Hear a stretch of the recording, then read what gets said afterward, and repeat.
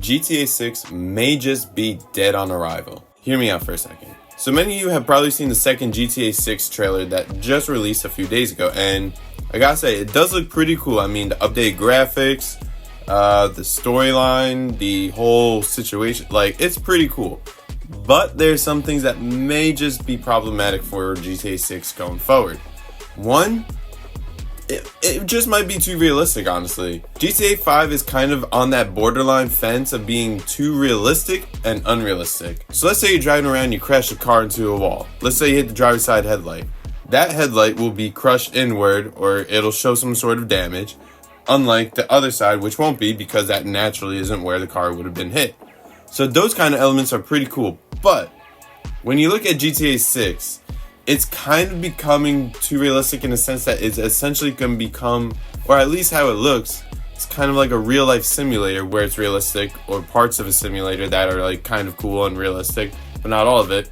But this will kind of look like a legitimate, like you're actually playing a simulator, which some enjoy. I'm not going to lie, there are some, I enjoy some simulator games, but for this, I feel like it's not going to be as fun because it's going to be way too realistic. Let me explain a little something in the past. So, back in the day, a lot of games, obviously due to the lack of graphics, due to the lack of just overall programming and technology that was out there, they couldn't make it look that realistic. So they had to combine certain realistic elements and tie them with unrealistic elements to make the game wholesome and that everyone enjoys.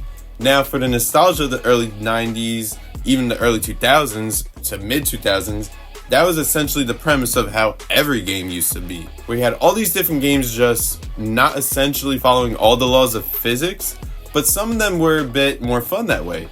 For example, when I grew up, I used to have the Wii, so I used to play Battalion Wars 2. Not many people probably played or even heard of it, but when I played the game, I knew it was partially unrealistic because obviously there'd be more gore if it was an actual shooter game. There'd be a lot more, like, destruction that would be realistic. Like, let's say you ran into the water. Chances are you'll get muddy and you'll have to run slower. Or your vehicle will get ruined in the mud and get stuck. Obviously, those specific elements were not embedded into the game, which makes it a lot more fun because you get a little more wiggle room to do certain maneuvers and certain things that you probably couldn't do in real life. And especially as a kid, it made you not as frustrated because certain things couldn't happen the way you wanted to. Let's say you're flying a helicopter and you crash into a building. In real life, game over.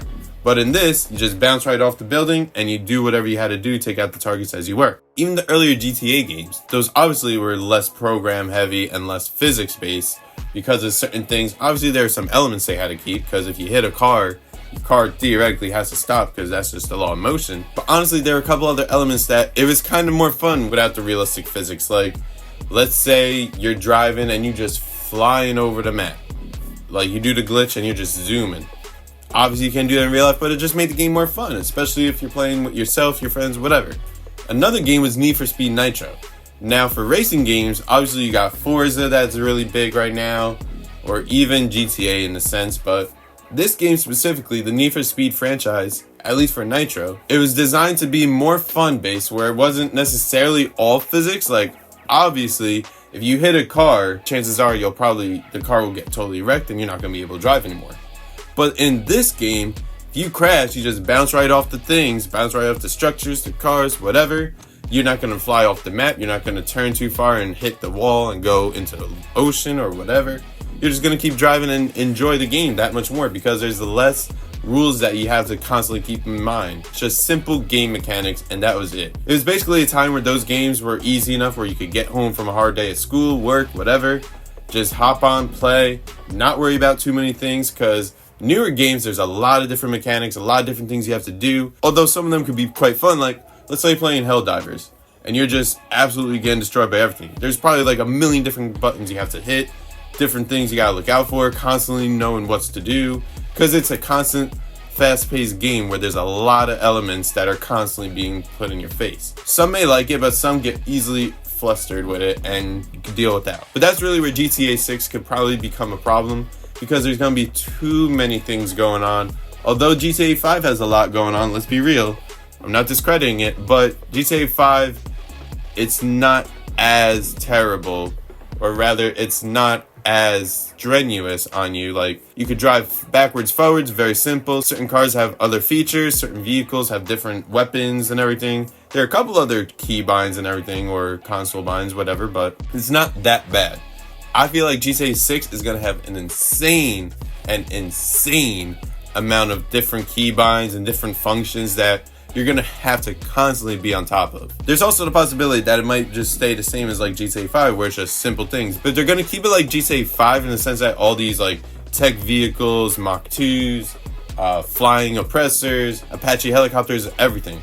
There's going to be parts that they're going to have to incorporate into GTA 6 to make it more fun for the player, because that's what a lot of people like GTA 5 for, because parts of it, like I said, is unrealistic, because you got flying bikes with missiles and miniguns, you got armored vehicles, like you got all this. It's not just like walking down the street, you're not going to see any of this stuff. So they're going to have to keep some unrealistic elements into GTA 6 if they want to keep and maintain the player base of GTA 5. Next is the price point. So when this first came out in 2013, GTA 5 was $60. And that was just for the base edition. There was nothing special going on, no deals, no bundles, nothing.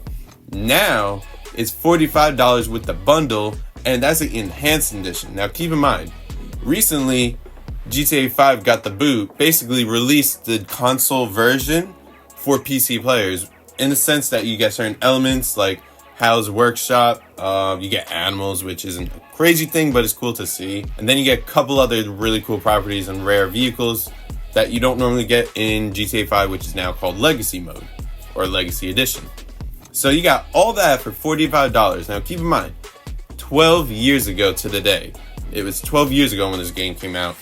Now it's only $45. So you can imagine, based off that trend and how the other games have gone when they got released and everything, GTA 6 is probably going to be a pretty penny, especially with all the time they put into development, programming, graphics, mechanics, everything.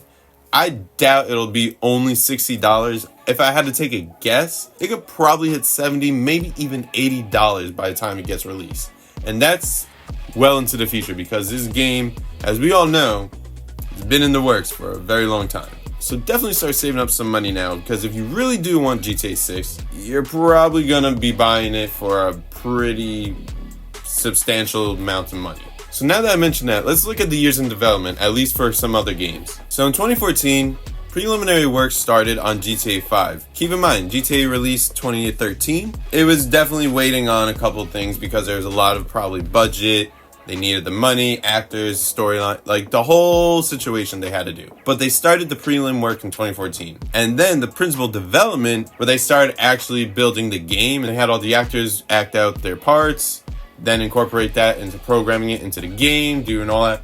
Whole nother thing to get into. But to keep it simple, all that development started 2018, which was after the Red Dead Redemption 2 release. Which again, that's a big game too. But you see, the game didn't start being made in 2014. It actually started in 2008, shortly after GTA 4 came out, because when GTA 4 came out, there was a big boom. Everybody was so into that game. And then Rockstar was like, well, let's keep on the hype. Let's just build another game, because why not? When you got something hot on the pan, keep it burning. And then a couple years later, GTA 5 got released. And then here we are today with all these billions and billions, well, not billions, you know what I mean. All these many updates, DLCs, expansions, everything. And then they kept doing it, obviously, till most recent with the Oscar Guzman files. That whole DLC with Mackenzie Airfield. So that's that. Now we got to take into account how many years it's been. So again, 2013, GTA 5 released. It's 2025 now. It's been 12 whole years.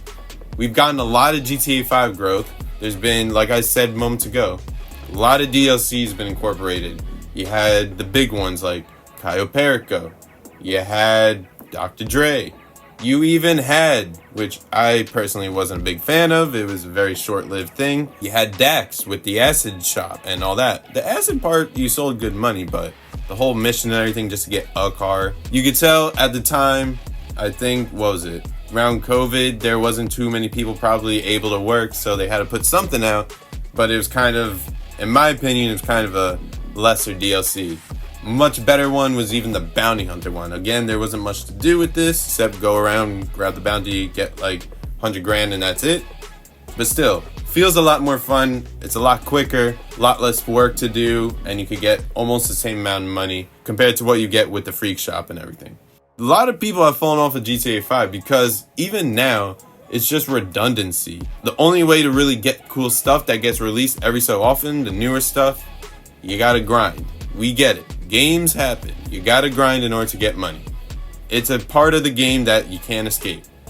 Back before Cayo Perico released, because a lot of people probably played when that was a thing, a lot of modders were dropping you money bags. You didn't have to work that hard to get the things you wanted.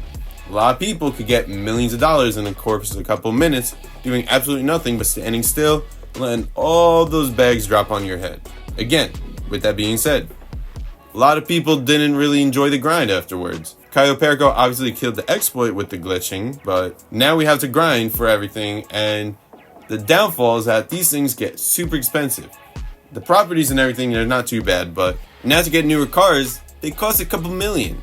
And just to have a car that you're probably just going to drive around a few times around the block, you're not really going to want to spend like hours and hours just to get it. I mean, yeah, to look at it, it's cool, it's a flex, especially if it's one of the cars that ain't in the game no more. Definitely cool to flex on your friends with that, but ultimately it's kind of just a waste.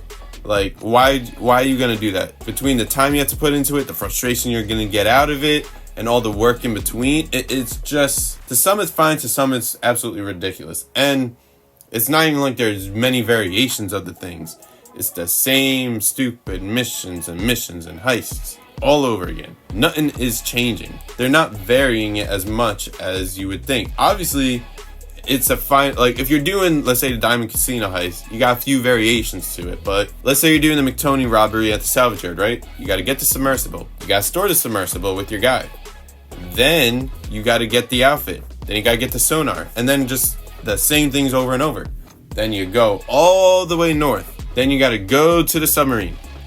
Go kill everybody on the submarine, steal the car, drive all the way to your property, sell it at the docks, give it about 20-30 minutes, and do it again.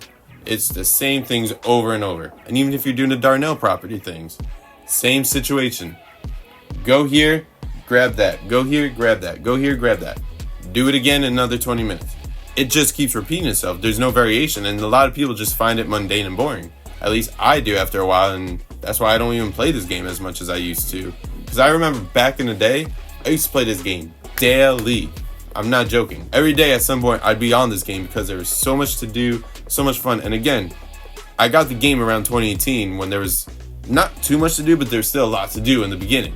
Then around COVID, there was still a lot of things being done. Now it's just, there ain't nothing to do. Like I said, same missions, same jobs, it's just mundane. And then you have to keep in mind that it's been within the 12 years, there's been a lot of newer games that have been released. You got big games like Repo, which is a lot of fun. A lot of people love that game. Then you also had Helldivers. That was another one. Even had, which, take it as you will, but Call of Duty Warzone. That was another game. It has its moments, but still, it takes people away from GTA 5 and ultimately will probably take away from GTA 6 because it's just varying all the time. Yeah, it's the same situation like for Repo. It's the same thing. You got to go here, go there, grab this, grab that. But especially if you're doing it with a bunch of friends, it's always going to change. The mechanics are always going to be the same. You always have the big head trying to eat you. You always have the nun trying to scare you to death. You always have the scarecrow trying to cut you down. All that's going to be the same every time. But the variation is how you play the game. Essentially, you're the variable in the matter. The game is a controlled output. You're the variable that changes how it gets played and how things get done. You go a certain way, you go do this, you go do that. The game is programmed to act a certain way based off the inputs, but you're going to be differing the inputs that are put in. So yeah, with things like this, the traction with GTA 5, it's just kind of fallen. And GTA 6, like I said before, probably going to be the same situation. So now we're going to turn the scope on this a little bit. We're going to look at some things about online versus story mode. So GTA 5 has a story mode for everyone who don't know. Story mode, online mode. A lot of people prefer online mode because there's more to do, especially in 2025. Story mode was set in stone in 2013, no change whatsoever. The vastness in the missions in GTA 5, the story mode, there's a lot of things to do. I mean, yeah, there's like, about 100 I don't remember that many off the head, but there's about, let's just round it up and just be generous. Let's call it 100 story mode missions. Some of them are quick and easy, some of them are very difficult and complicated, and some of them are just long and annoying.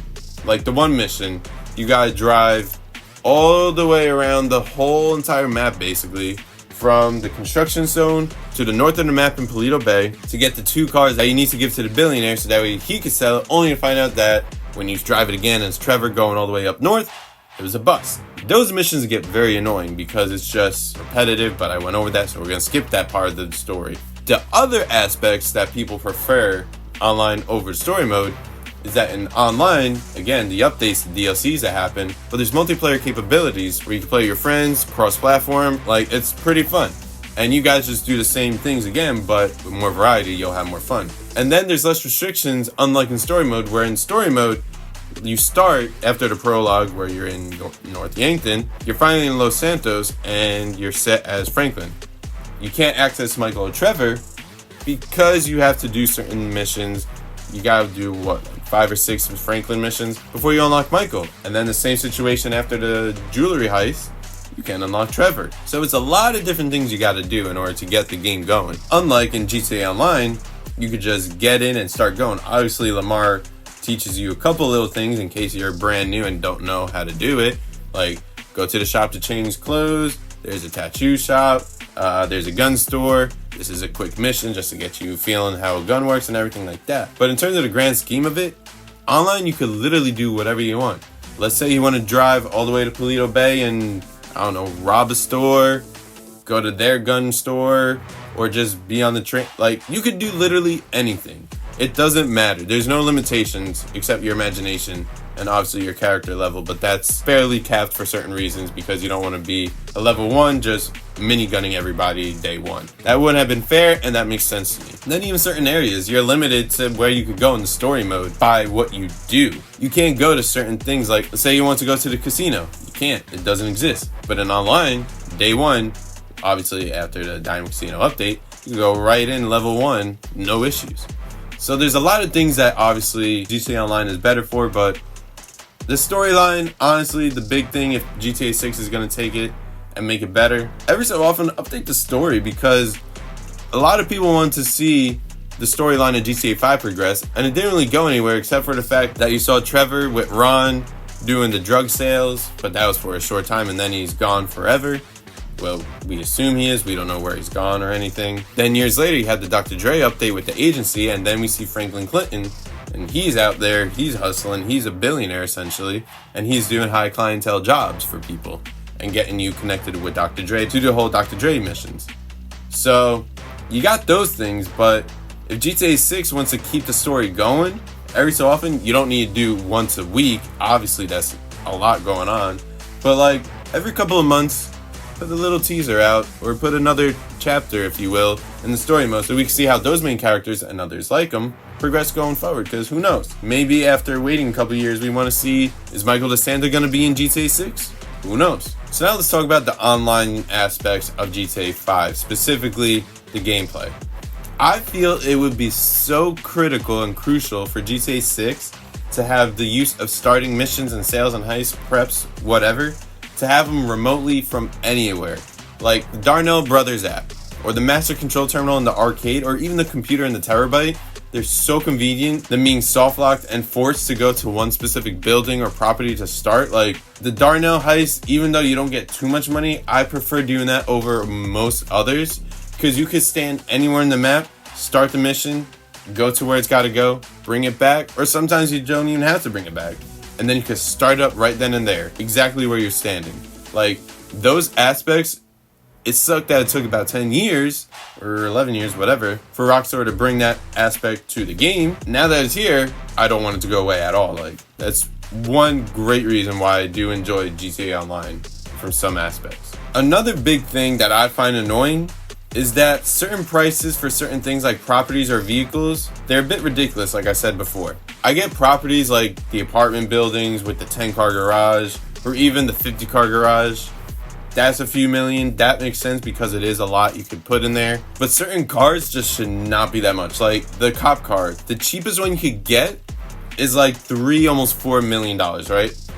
it's just not worth it, because when you include the cost for the upgrades, that will put you back like another 200 to 500 depending on what you're doing. And then if you actually do the dispatch missions, which is designed to be the specific and unique mission set for that car series, the cop cars, you're only getting like 20-25 grand per mission, and the work behind it could do other missions to make a hell of a lot more than 20-25 grand. That's where it's like, make it a little fair for us. Like, come on, Rockstar. That to me is just not cool whatsoever.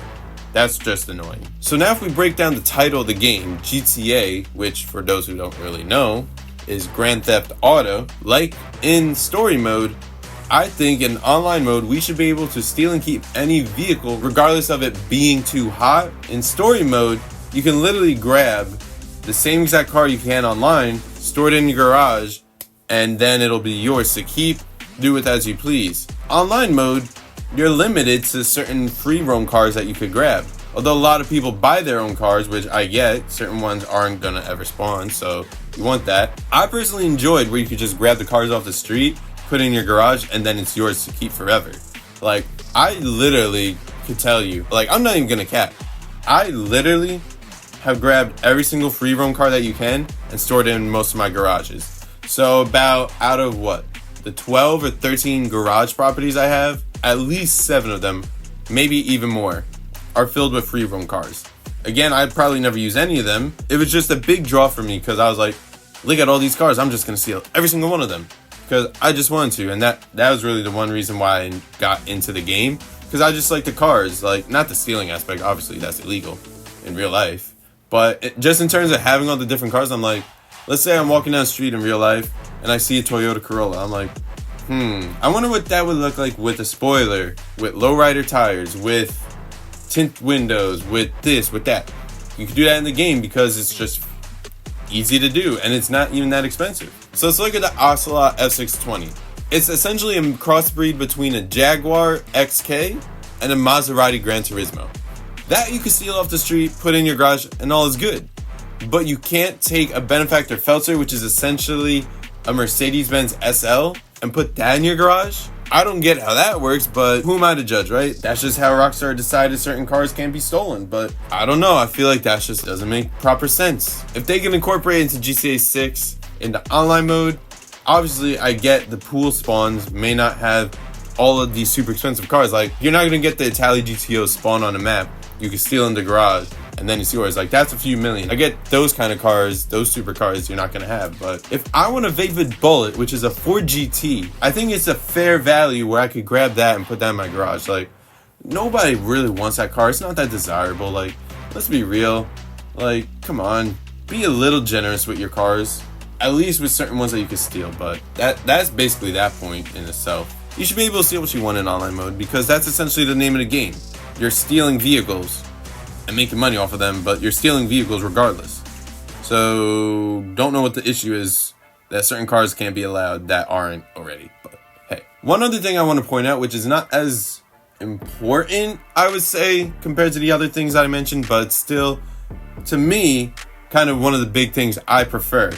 It's the music variety in GTA 5. Look, I know they have different radio stations which essentially cover different genres. You got hip-hop, you got like disco, classic rock, country. The thing is, they don't update them and they're all dated now. Like, the biggest one was Swimming Pools by Kendrick Lamar. That was 2013.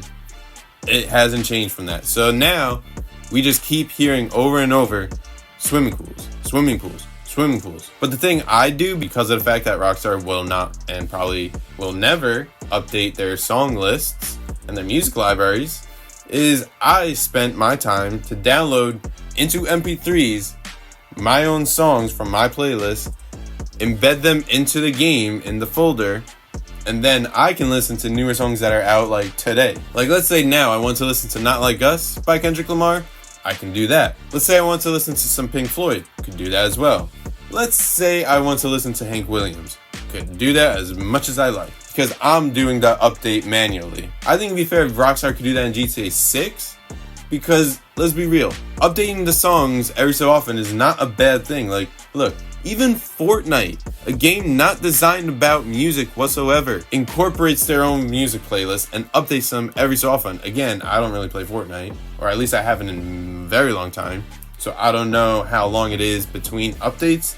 But I remember when I did, I got new at the time songs playing compared to the same thing over and over and over. Say what you will about it, Fortnite is definitely money hungry in the sense that they're going to get as many people hooked on the game by it being free, but then all the things you want to get, the add-ons, the cosmetics, even the music songs, you buy it. That's just the name of the game. That's capitalism for you if you didn't know. But the thing is, they understand that people will get bored of the same songs over and over and over. And again, I know Fortnite's a battle royale game. It's not designed to mainly focus around music. But when you're driving just to go from like one POI to another, you can at least listen to a song on the way there and it's like, oh, they're playing something relevant. I enjoy this. I might just buy the song cosmetics for my game. But GTA is not built around that. But they are built around certain parts where they have the radio for a reason, because when you're driving, you do tend to listen to music, because you're driving all the way from the LSIA airport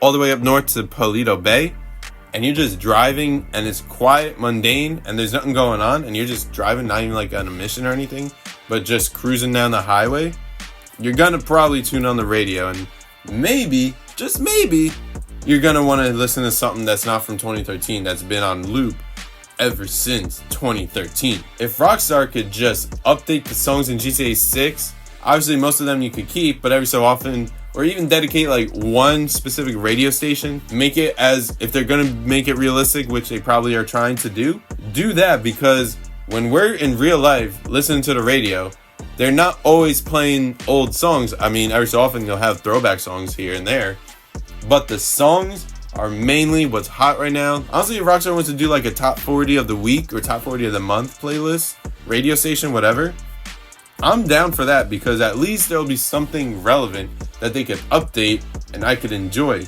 Because think about it, when the game drops, let's say it drops like they say in 26, right? You'll get the top songs in 2026. Then in about 10 years, when, if they choose to, GTA 7 comes out, or whatever they have next going on, by 2036, 2026 songs are going to be like, dude, why are we still listening to this? It's dead, this song. No one wants to listen to this anymore. Let's just get on with our life and do what we got to do. I don't know if they're going to ever do that, but at least for me, I feel like that's a big reason why I prefer playing the game, because driving around, even if you're flying around, it's great to have music because it just kills the time, makes you enjoy the trip going to the destination you're going, and it's just a great way to have a great time. But that's just a few things Rockstar Games could improve for GTA 6 whenever it gets launched and is out for all of us to play. If you enjoyed this video, make sure to hit the like button to show your support, as well as subscribe to the channel, because I'll probably be making some update videos on this in the coming weeks and months leading up to the release of GTA 6. And feel free to discuss any of the points I made in the comment section below, because again, this place is for you guys, and these videos are designed to encourage communities like ourselves to share ideas and to make our time playing games a lot more enjoyable. With that all being said, thanks for watching, hope you have a great rest of your day, and take care.